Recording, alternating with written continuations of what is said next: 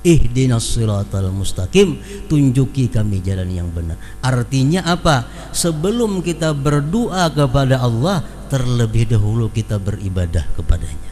Nah, ibadah dulu kepada Allah, hanyar isti'anah, hanyar kita minta tolong kepada Allah. Tidak ada lagi perasaan kita orang yang bisa menolong kita selain Allah. Tidak ada lagi orang yang bisa membantu kita selain Allah. Tidak ada lagi orang yang bisa mendukung kita kecuali Allah. Nah, kalau sudah hati kita demikian, hanya kita berdoa kepada La ilaha illallah, Astaghfirullah. Para muhibbin rahimakumullah, lanjutan daripada surat Al-Fatihah, yaitu al-ayatus sadisatu was-sabi'ah min suratil Fatihah. Ihdinas siratal mustaqim, siratal ladzina an'amta 'alaihim ghairil maghdubi 'alaihim waladdallin. Yang keenam daripada surat Al-Fatihah adalah ihdinas siratal mustaqim. Yang ketujuhnya siratal ladzina an'amta 'alaihim ghairil maghdubi 'alaihim waladdallin. Terjemah daripada itu adalah tunjukilah kami ke jalan yang lurus. Ihdinas siratal mustaqim artinya tunjukilah kami ke jalan yang lurus, yaitu jalan orang-orang yang telah Engkau berikan nikmat kepada mereka, sedang mereka itu bukan orang-orang yang dimurkai dan bukan pula orang-orang yang sesat. Itu terjemahnya. Maksudnya adalah ihdinas siratal mustaqim, bimbinglah kami ya Allah kepada jalan yang lurus.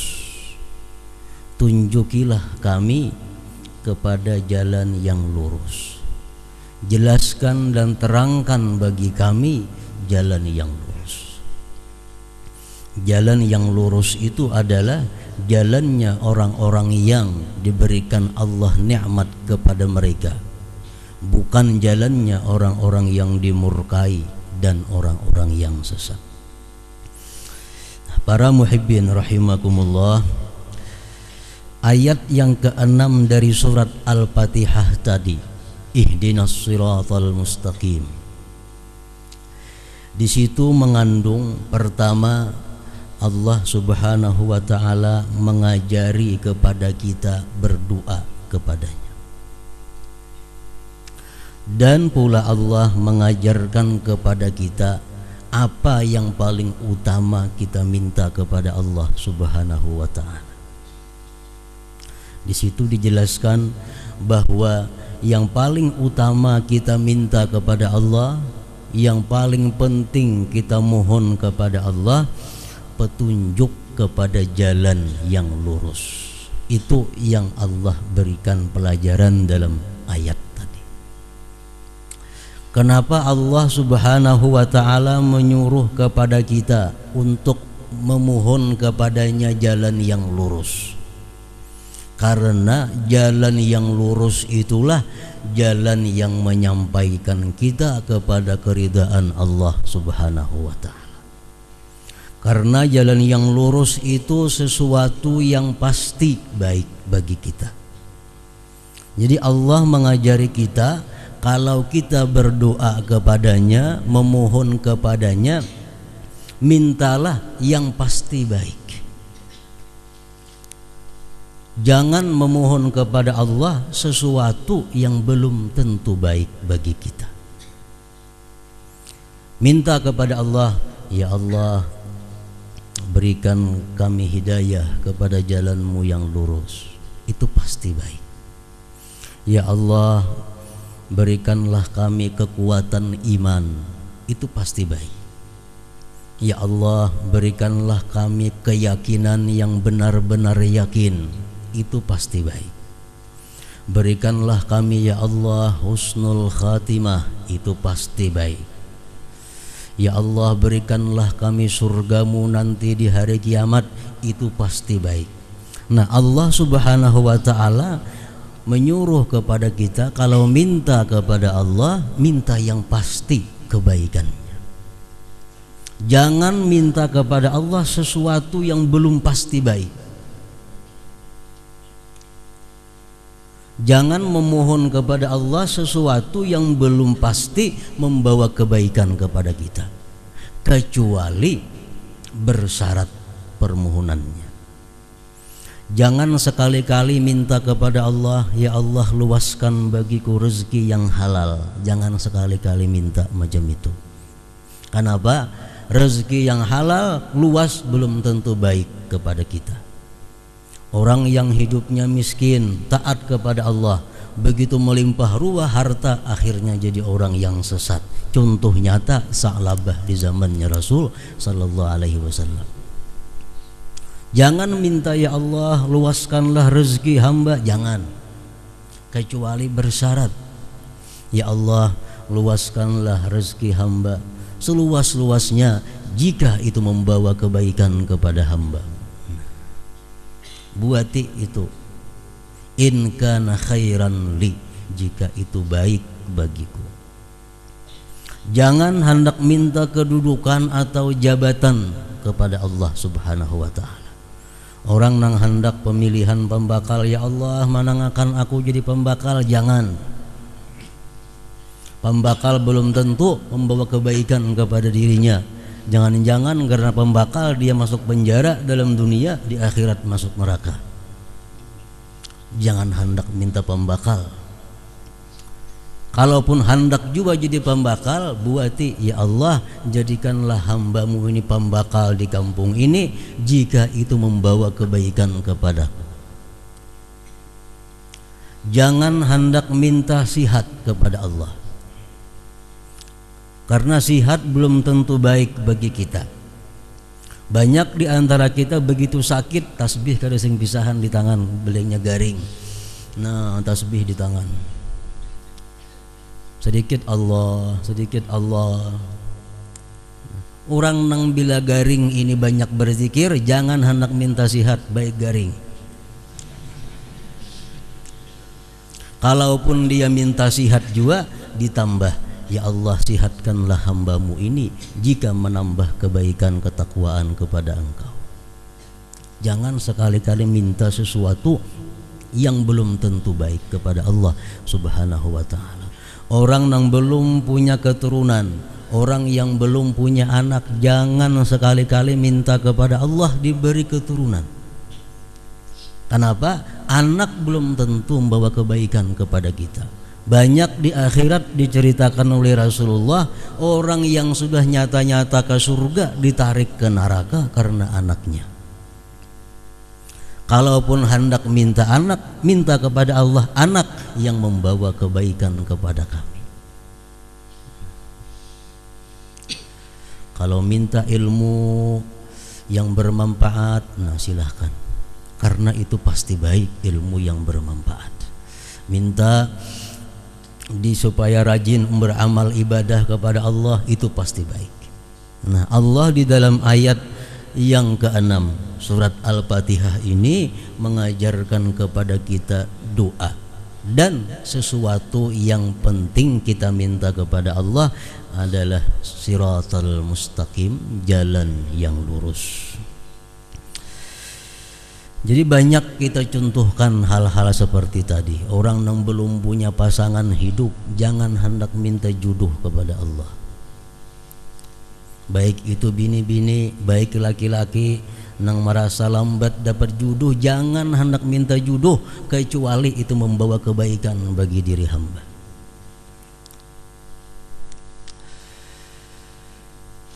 Jadi mintalah kepada Allah Subhanahu wa ta'ala sesuatu yang pasti baik.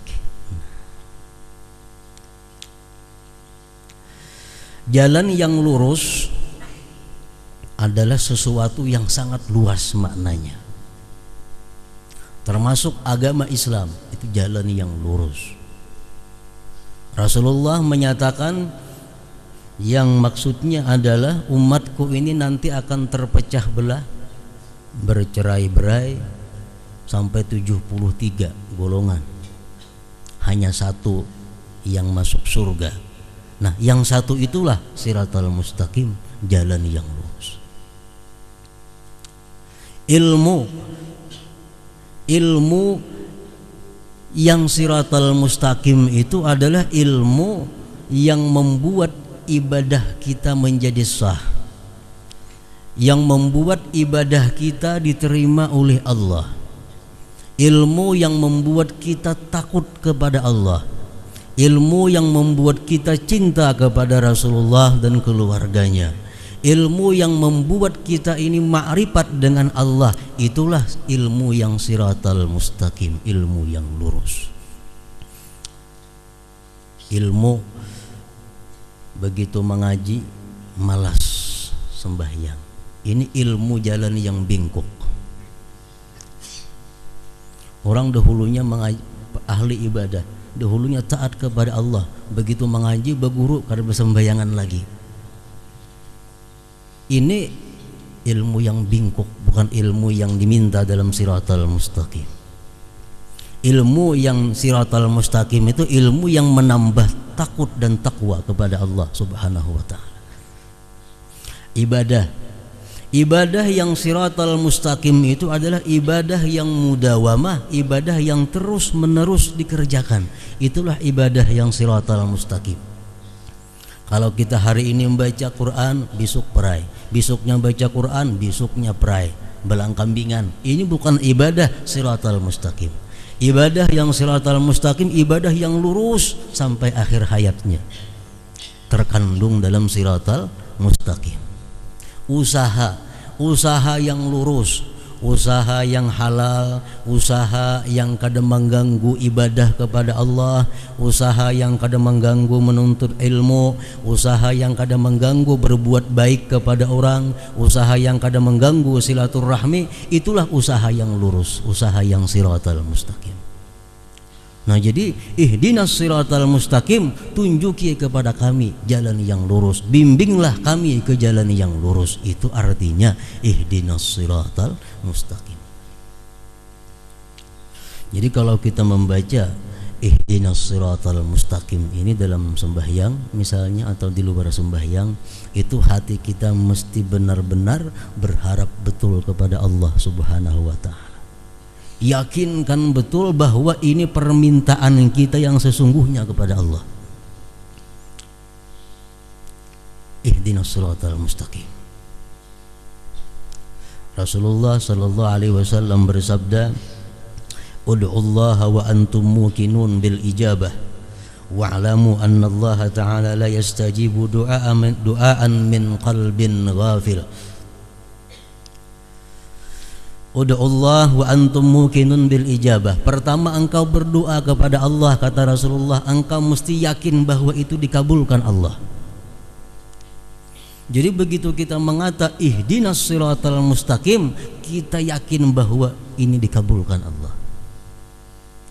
Yang kedua tadi sambungan hadis tadi, wa'lamu annallaha ta'ala la yastajibu du'aan min qalbin ghafil. Allah, ketahuilah olehmu, kata Rasulullah, sesungguhnya Allah tidak memperkenankan, tidak menerima doa dari hati yang lalai. Ini artinya apa?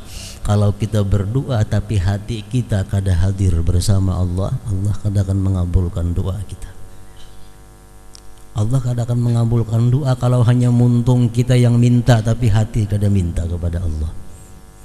Jadi ihdinas siratal mustaqim, tunjukilah kami ya Allah ke jalanmu yang lurus. Kita yakin itu dikabulkan dan bujur-bujur kita hati kita memohon kepada Allah tentang perlunya kita kepada jalan yang lurus tersebut. Para muhibbin rahimakumullah. Ayat yang ke-6 tadi, ihdinas siratal mustaqim, itu sangat berhubung, sangat terkait dengan ayat sebelumnya yang ke-5. Iyyaka na'budu wa iyyaka nasta'in ihdinas siratal mustaqim. Di sini Allah mengajarkan tata cara kita berdoa. Iyyaka na'budu, hanya kepada Engkau kami beribadah, hanya kepada Engkau kami mengabdi, hanya kepada Engkau kami menyembah. Wa iyyaka nasta'in, dan hanya kepada Engkau kami minta pertolongan. Ihdinas siratal mustaqim, tunjuki kami jalan yang benar. Artinya apa? Sebelum kita berdoa kepada Allah, terlebih dahulu kita beribadah kepadanya. Jangan langsung berdoa, ibadahnya kadada. Nah, ibadah dulu kepada Allah.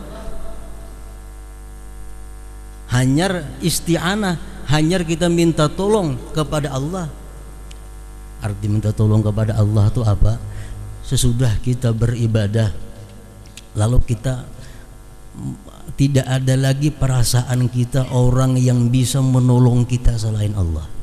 Tidak ada lagi orang yang bisa membantu kita selain Allah. Tidak ada lagi orang yang bisa mendukung kita kecuali Allah. Nah, kalau sudah hati kita demikian, hanya kita berdoa kepada Allah Subhanahu wa ta'ala. Selama kita masih ada mengharapkan pertolongan fulan bin fulan, mengharapkan bantuan fulan bin fulan, kita berdoa kepada Allah, doa kita kada dikabulkan Allah. Kenapa? Karena kita kada sepenuhnya minta tolong kepada Allah Subhanahu wa ta'ala. Nah, iyyaka na'budu, hanya kepada Engkau kami menyembah. Beribadah dahulu. Sudah beribadah, kosongkan hati daripada melihat pertolongan dari selain Allah. Nang hanya bisa menyelamatkan aku ini hanya satu Allah. Yang bisa menolong aku ini hanya Allah, yang lain tidak ada. Nah, ayo berdoa begitu. Allah akan mengabulkan doa kita. Rasulullah sallallahu alaihi wasallam dalam satu hadis menceritakan tata cara orang yang minta hajat kepada Allah Subhanahu wa ta'ala. Kata Rasulullah, kalau engkau ada sesuatu yang dimohon, diminta kepada Allah, berwudu'lah engkau. Asbighil wudu', berwudu'lah engkau dengan wudu' yang sempurna. Wudu yang sempurna itu bukan hanya membersihkan zahir daripada hadas, tapi juga membersihkan hati daripada dosa. Asbighil wudu, sempurnakan wudu, berwudu baik-baik sesempurna-sempurnanya, supaya zahir ini suci daripada hadas, batin suci daripada dosa.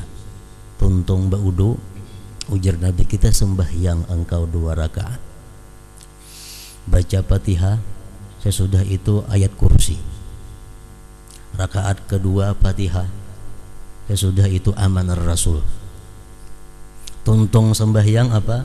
Berdoa, ujar Nabi kita. Allahumma ya mu'nisa kulli wahid, wa ya sahiba kulli farid, wa ya qariban ghaira ba'id, wa ya syahidan ghaira ghaib, wa ya ghaliban ghaira maglub, ya hayyu ya qayyum ya badi'as samawati wal ard, as'aluka bismika bismillahirrahmanirrahim al-hayyul qayyum alladhi 'anat lahul wujuh wa khasha'at lahul aswat wa wajilatil qulub min khasyatih, an tusalli ala sayyidina Muhammadin wa ala ali sayyidina Muhammad, wa an taqdiya hajati, dan bahwa engkau kabulkan hajatku. Nah, jadi beribadah dahulu.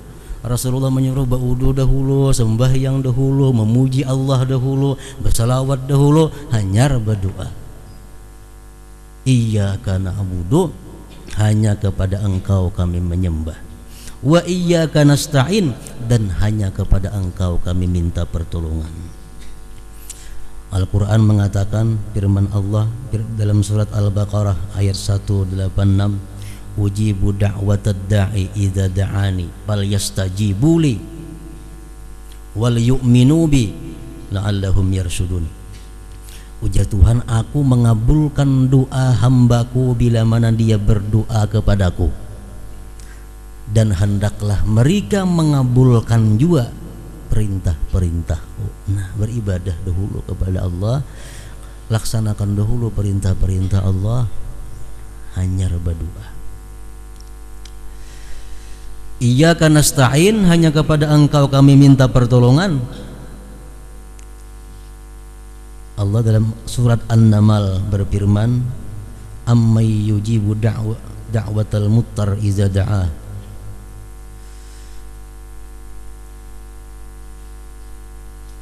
Amma yujibu du'al muttar iza da'a. Allah mengabulkan doa orang yang muttar. Muttar itu artinya orang yang sudah kada melihat siapa-siapa lagi yang bisa menolonginya. Orang yang sudah kada lagi melihat siapapun yang bisa menolonginya. Nah, Allah mengabulkan doa orang seperti itu. Iyyaka nasta'in. Jadi kalau sudah kita beribadah kepada Allah, kalau sudah hati kita kusungkan dari selain Allah, di situ kita berdoa, doa yang pasti baik tadi, ihdinas siratal mustaqim, Allah akan mengabulkan doa kita. Nah, ihdinas siratal mustaqim. Para muhibbin rahimakumullah. Kemudian ayat yang ke-7 menerangkan apa yang dimaksud dengan siratal mustaqim itu. Siratal ladzina an'amta 'alaihim ghairil maghdubi 'alaihim waladdallin. Jalan orang-orang yang telah Engkau berikan nikmat atas mereka.